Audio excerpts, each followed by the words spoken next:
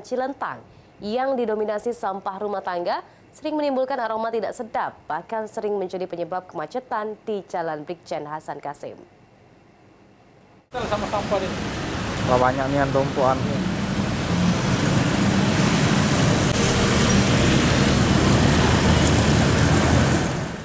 Meski sudah sering dibersihkan dan adanya larangan untuk tidak membuang sampah di pinggir jalan, nyatanya masih banyak masyarakat membuang sampah rumah tangga di TPS liar di kawasan Cilentang.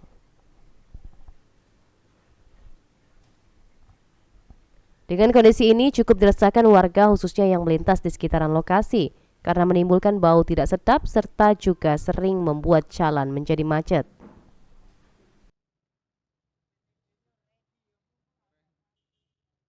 Terganggu lah kan dari sampah ini, baik kalau tiap hari itu sampah-sampah yang dari pembuangan ini melayang gitu, kalau belum baunya, belum ada bakar-bakarannya dari depan itu asapnya masuk kalau sini kan. Kayaknya tidak layak lah ada pembuangan sampah di pemukiman cak ini kan.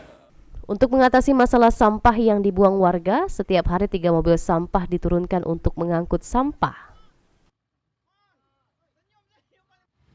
Sampah di sini nih, sekitar 2 mobil, 3 mobil baca. Apalagi lebaran, taruhlah lebaran kan setahun 2 kali. Kalau hari-hari biasa mainnya emang sering numpuk kayak ini. Hari-hari biasa mainnya sekitar 3 mobilan. 1 mobil truk, dam, 2 kontainer.